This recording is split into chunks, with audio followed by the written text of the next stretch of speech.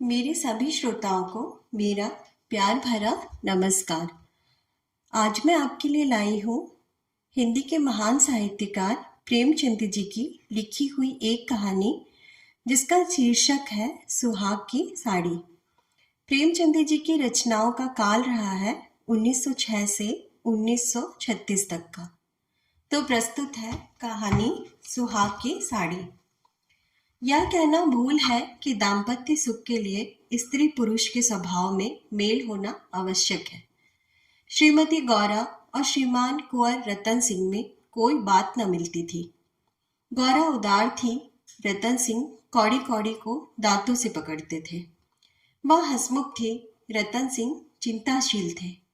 वह कुल मर्यादा पर जान देती थी, रतन सिंह इसे आडंबर समझते थे। उनके सामाजिक व्यवहार और विचार में भी घोर अंतर था। यहाँ उदारता की बाजी रतन सिंह के हाथ में थी। गौरा को सहभोज से आपत्ति थी, विधवा विवाह से घृणा और अछूतों के प्रश्न से विरोध। रतन सिंह ने इन सभी व्यवस्थाओं के अनुमोदक थे। राजनीतिक विषयों में यह विभिन्नता और भी जटिल थी। गौरा वर्तमान स्थिति को अटल, अमर, अपरिहार्य समझती थी। इसलिए वह नरम गरम, कांग्रेस, स्वराज, होम रूल सभी से विरक्त थी। कहती, ये मुट्ठी भर पढ़े लिखे आदमी क्या बना लेंगे, चने कहीं भाड़ फोड़ सकते हैं। रतन सिंह पक्के आशावादी थे। राजनीतिक सभा की पहली पंक्तियों में बैठने वाले, कर्म क्षेत्र में सबसे पहले कदम उठाने वाले, स्वदेश व्रतधारी और बहिष्कार के पूरे अनुयायी। इतनी विषमताओं पर भी उनका दाम्पत्य जीवन सुखमय था। कभी कभी उनमें मतभेद अवश्य हो जाता था, पर वे समीर के वे झोंके थे जो स्थिर जल को हल्की हल्की लहरों से आभूषित कर देते हैं। वे प्रचंड झोंके नहीं जिनसे सागर विप्लव क्षेत्र बन जाता है। थोड़ी सी सदिक्षा सारी विषमताओं और मतभेदों का प्रतिकार कर देती थी। विदेशी कपड़ों की होलियां जलाई जा रही थी। स्वयं सेवकों के जत्थे भिखारियों की भांति द्वारों पर खड़े हो होकर विलायती कपड़ों की भिक्षा मांगते थे, और ऐसा कदाचित ही कोई द्वार था जहां उन्हें निराश होना पड़ता हो। खद्दर और गाढ़ी के दिन फिर गए थे। नयन सुख नयन दुख, मलमल मनमल और तंजीर तनभेद हो गए थे। रतन सिंह ने आकर गौरा से कहा, लाओ अब सब विदेशी कपड़े संदूक से निकाल दो, दे दो। गौरा, अरे तो इसी घड़ी कोई साइत निकली जाती है, फिर कभी दे देना। रतन, वाह, लोग द्वार पर खड़े कोलाहल मचा रहे हैं और तुम कहती हो फिर कभी दे देना।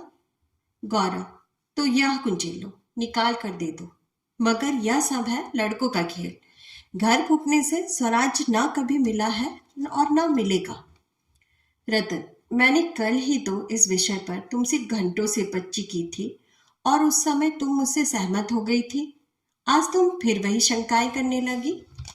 गौरा, मैं तुम्हारे अप्रसन्न हो जाने के डर से चुप हो गई थी। रतन, अच्छा, शंकाएं फिर कर लेना, इस समय जो करना है वह करो। गौरा, लेकिन मेरे कपड़े तो ना लोगे ना। रतन, सब देने पड़ेंगे। विलायत का एक सूत भी घर में रखना मेरे प्रण को भंग कर देगा। इतने में राम टहल साइस ने बाहर से पुकारा, सरकार, लोग जल्दी मचा रहे हैं। कहते हैं अभी कई मोहल्लों का चक्कर लगाना है। कोई गाढ़े का टुकड़ा हो तो मुझे भी मिल जाए। मैंने भी अपने कपड़े दे दिए। केसर महरी कपड़ों की एक गठरी लेकर बाहर जाती हुई दिखाई दी। रतन सिंह ने पूछा, क्या तुम भी अपने कपड़े देने जाती हो? केसर ने लजाते हुए कहा, हाँ सरकार, जब देश छोड़ रहा है तो मैं कैसे पहनूं?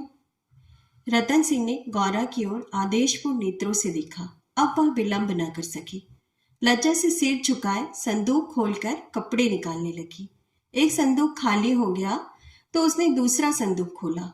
सबसे ऊपर एक सुंदर रेशमी सूट रखा हुआ था जो कुंवर साहब ने किसी अंग्रेजी कारखाने में सिलाया था। गौरा ने पूछा, क्या यह सूट भी निकाल दूं? रतन, हाँ हाँ, इसे किस दिन के लिए रखोगी? गौरा, यदि मैं यह जानती कि इतनी जल्दी हवा बदलेगी तो कभी यह सूट न बनवाने देती। सारे रुपए खून हो गए। रतन सिंह ने कुछ उत्तर न दिया। तब गौरा ने अपना संदूक खोला और जलन के मारे स्वदेशी विदेशी सभी कपड़े निकाल निकाल कर फेंकने लगी। वह आवेश प्रवाह में आ गई। उनमें कितनी ही बहुमूल्य फैंसी जैकेट और साड़ियां थीं, जिन्हें किसी समय पहनकर वह फूली न समाती थी। बाज बाज साड़ियों के लिए तो उसे रतन सिंह से बार बार तकाजे करने पड़े थे, पर इस समय सबकी सब आंखों में खटक रही थी। रतन सिंह उसके भावों को ताड़ रहे थे। स्वदेशी कपड़ों का निकाला जाना उन्हें अखर रहा था, पर इस समय चुप रहने में ही कुशल समझते थे। इस पर दो एक बार वाद विवाद की नौबत आ ही गई। एक बनारसी साड़ी के लिए तो वह झगड़ बैठे। उसे गौरा के हाथों से छीन लेना चाहा, पर गौरा ने एक न मानी, निकाल ही फेंका।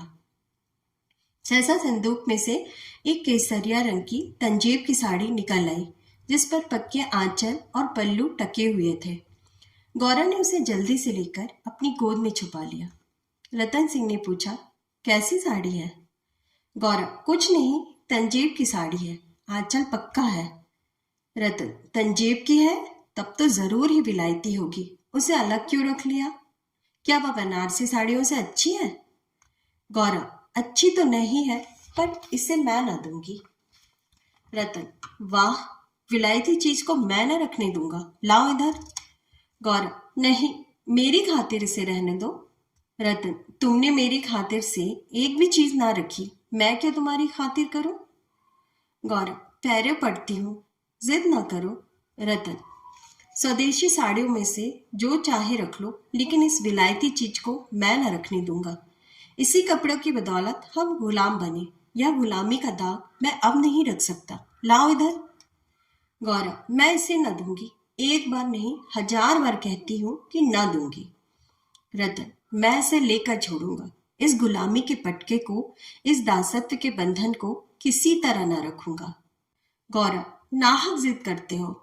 रतन, आखिर तुमको इससे इतना प्रेम क्यों है? गौरा, तुम तो बाल की खाल निकालने लगते हो, इतने कपड़े थोड़े हैं, एक साड़ी ही रख ली तो क्या? रतन, तुमने अभी तक इन होलियों का आशय नहीं समझा। गौरा, खूब समझती हो, सब ढोंग है, 4 दिन में जोश ठंडा पड़ जाएगा। रतन, तुम केवल इतना बतला दो कि यह साड़ी तुम्हें क्यों इतनी प्यारी है, तो शायद मैं मान भी जाऊं। गौरा, यह मेरे सुहाग की साड़ी है। रतन, जरा देर सोचकर, तब तो मैं इसे कभी न रखूंगा। मैं विदेशी वस्त्र को यह शुभ स्थान नहीं दे सकता। इस पवित्र संस्कार का यह पवित्र स्मृति चिन्ह घर में नहीं रख सकता। मैं इसे सबसे पहले होली की भेंट करूंगा। लोग कितने हरबुद्धि हो गए थे कि ऐसे शुभ कार्यों में भी विदेशी वस्तुओं का व्यवहार करने में संकोच न करते थे। मैं इसे अवश्य होली में दूंगा। गौरा, कैसा सुगंध मुंह से निकालते हो। रतन, ऐसी सुहाग की साड़ी का घर में रखना ही अशुकुन, अमंगल, अनिष्ट और अनर्थ है। गौरा, यूं चाहे जबरदस्ती छीन ले जाओ, पर खुशी से ना दूंगी। रतन, तो फिर मैं जबरदस्ती ही करूंगा, मजबूरी है। यह कहकर वह लपके कि गौरा के हाथों से साड़ी छीन लूं। गौरा ने उसे मजबूती से पकड़ लिया और रतन की ओर कातर नेत्रों से देखकर कहा, तुम्हें मेरे सिर की कसम। केसर मेहरी बोली, बहू जी की इच्छा है तो रहने दीजिए। रतन सिंह के बड़े हुए हाथ रुक गए, मुख मलिन हो गया, उदास होकर बोले, मुझे अपना व्रत तोड़ना पड़ेगा, प्रतिज्ञा पत्र पर झूठे हस्ताक्षर करने पड़ेंगे। खैर, यही सही। शाम हो गई थी। द्वार पर स्वयं सेवक शोर मचा रहे थे। कुंवर साहब, जल्दी आइए, श्रीमती जी से कह दीजिए हमारी प्रार्थना स्वीकार करिए, बहुत देर हो रही है। उधर रतन सिंह असमंजस में पड़े हुए थे कि प्रतिज्ञा पत्र पर कैसे हस्ताक्षर करूं। विदेशी वस्त्र घर में रखकर स्वदेशी व्रत का पालन क्यों कर होगा। आगे कदम बढ़ा चुका हूं, पीछे नहीं हट सकता, लेकिन प्रतिज्ञा का अक्षरशः पालन करना अभिष्ट भी तो नहीं, केवल उसके आशय पर लक्ष्य रहना चाहिए। इस विचार से मेरे प्रतिज्ञा पत्र पर हस्ताक्षर करने का पूरा अधिकार है। त्रिया हट के सामने किसी की नहीं चलती।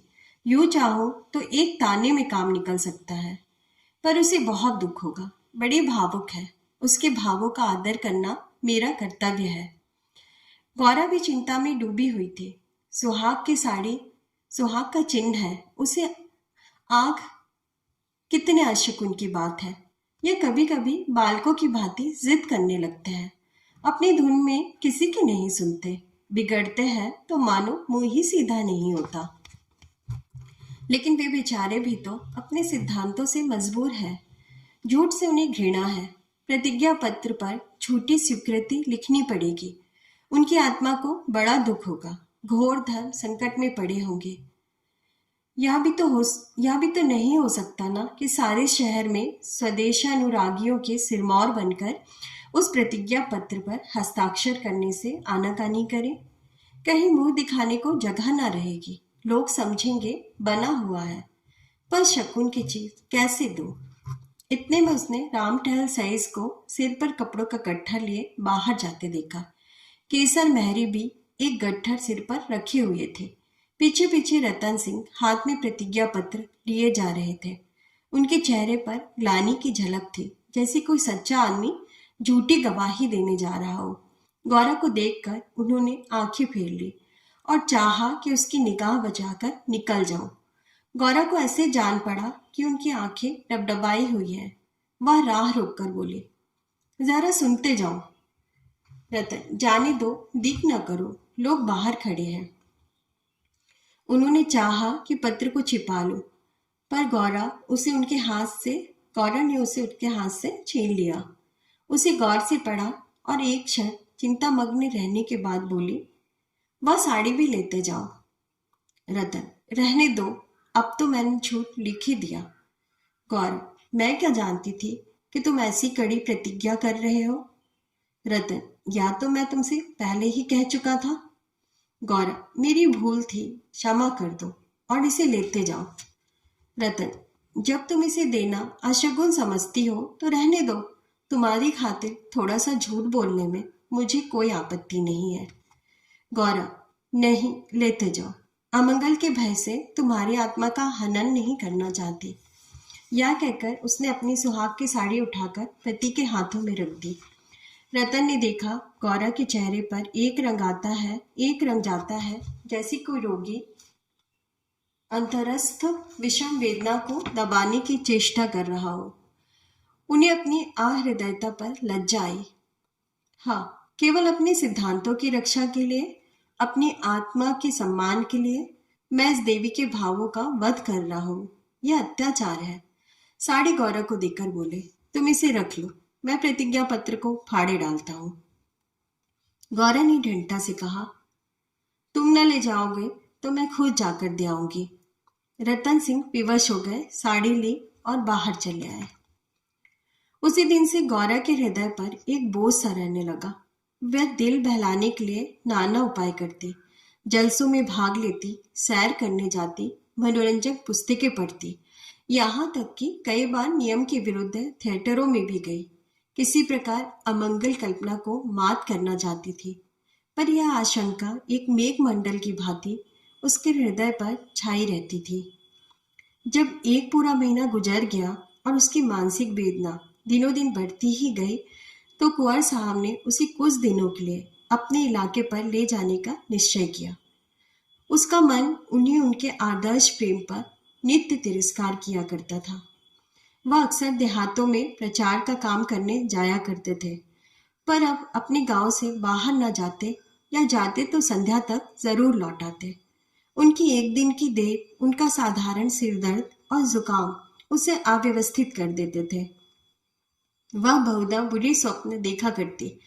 किसी अनिष्ट के काल्पनिक अस्तित्व की छाया उसे अपने चारों ओर मंडराती हुई प्रतीत होती थी। वह तो देहात में पड़ी हुई आशंकाओं की कठपुतली बनी हुई थी। इधर उसकी सुहाग की साड़ी स्वदेश प्रेम की वेदी पर भस्म होकर रिद्धि प्रदायनी भभूत बनी हुई थी। दूसरे महीने के अंत में रतन सिंह उसे लेकर लौट आए। गौरा को वापस आए 3-4 दिन हो चुके थे, पर असबाब के संभालने और नियत स्थान पर रखने में वह इतनी व्यस्त रही कि घर से बाहर निकल न सकी थी। कारण यह था कि केसर महरी उसके जाने के दूसरे ही दिन काम छोड़कर चली गई थी और अभी उतनी चतुर महरी दूसरी न मिली थी। कुंवर साहब का सईस राम टहल भी काम छोड़कर जा चुका था। बेचारे कोचवान को सईस का भी काम करना पड़ता था। संध्या का समय था। गौरा बरामदे में बैठी आकाश की ओर एकटक होकर ताक रही थी। चिंताग्रस्त प्राणियों का एकमात्र यही अवलंब है। सहसा रतन सिंह ने आकर कहा, चलो आज तुम्हें स्वदेशी बाजार की सैर करा लावे। यह मेरा ही प्रस्ताव था, पर 4 दिन यहाँ आए हो गए, उधर जाने का अवकाश ही न मिला। गौरा, मेरा तो जाने को जी नहीं चाहता, यहीं बैठकर कुछ बातें करो। रतन, नहीं, चलो देखावे, 1 घंटे में लौट आवेंगे। अंत में गौरा राजी हो गई। इधर महीनों से बाहर न निकली थी। आज उसे चारों तरफ एक विचित्र शोभा दिखाई दी। बाजार कभी इतनी रौनक पर न था। वह स्वदेशी बाजार में पहुंची तो जुलाहों को अपनी अपनी दुकानें संजोए बैठे देखा। सहसा एक वृद्ध कोरी ने आकर रतन सिंह को सलाम किया। रतन सिंह चौंक कर बोले, राम टहल, तुम अब कहाँ हो? राम टहल का चेहरा श्री संपन्न था। उसके अंग अंग से आत्मसम्मान की आभा झलक रही थी। आंखों में गौरव ज्योति थी। रतन सिंह को कभी अनुमान न हुआ था कि अस्तबल साफ करने वाला बुढ़ा राम टहल इतना सौम्य, इतना भद्र पुरुष है। वह बोला, सरकार, अब तो अपना कारोबार करता हूँ। जब से आपकी गुलामी छोड़ी तब से अपने काम में लग गया। आप लोगों की निगाह हम गरीबों पर हो गई, हमारा भी गुजर हो रहा है। नहीं तो आप जानते ही हैं कि किस हालात में पड़ा हुआ था। जात का कोरी हूं, पर पापी पेट के लिए चमार बन गया था। रतन, तो भाई अब मुंह मीठा कराओ। या बाजार लगाने की मेरी ही सलाही, बिक्री तो अच्छी होती है। राम टहल, हाँ सरकार, आजकल खूब बिक्री हो रही है। माल हाथों हाथ उड़ जाता है। यहाँ बैठते हुए 1 महीना हो गया है, पर आपकी कृपा के लोगों के 4 पैसे थे, वे बेबाक हो गए। भगवान की दया से रूखा सूखा भोजन भी दोनों समय मिल जाता है, और क्या चाहिए। मालकिन की सुहाग की साड़ी का होली में आना कहिए और बाजार का चमकना कहिए। लोगों ने कहा, जब इतने बड़े आदमी होकर शकुन की चीज की परवाह नहीं करते तो फिर हम विदेशी कपड़े क्यों रखें। जिस दिन होली जली है उसके 2-3 दिन पहले ही सरकार इलाके पर चले गए थे। उसके पहले भी सरकार कई दिनों तक घर से बहुत कम निकलते थे। मैं तो यही कहूंगा कि यह सारी माया उसी सुहाग की साड़ी की है। इतने में एक अधेड़ स्त्री गौरा के सामने आकर बोली, बहू जी, मुझे भूल तो नहीं गई? गौरा ने सिर उठाया तो सामने केसर महरी खड़ी थी। वह सुंदर साड़ी पहनी हुई थी। हाथ पांव में मामूली गहने भी थे। चेहरा खिला हुआ था। स्वाधीन जीवन का एक एक भाव प्रस्फुटित हो रहा था। गौरा ने कहा, इतनी जल्दी भूल जाऊंगी? अब कहाँ हो? हमें लौटने भी ना दिया, बीच में ही उठ भागी। केसर, क्या करूं सरकार, अपना काम चलते देखकर सब्र ना हो सका। जब तक रोजगार ना चलता था तब तक लाचारी थी। पेट के लिए सेवा टहल, करम कुकरम सभी करना पड़ता था। अब आप लोगों की दया से हमारे दिन भी लौटे हैं। अब दूसरा काम नहीं किया जाता। अगर बाजार का यही रंग रहा तो अपनी कमाई खाए ना चुकेगी। यह सब आपकी साड़ी की महिमा है। उसकी बदौलत हम गरीबों के कितने ही घर बस गए।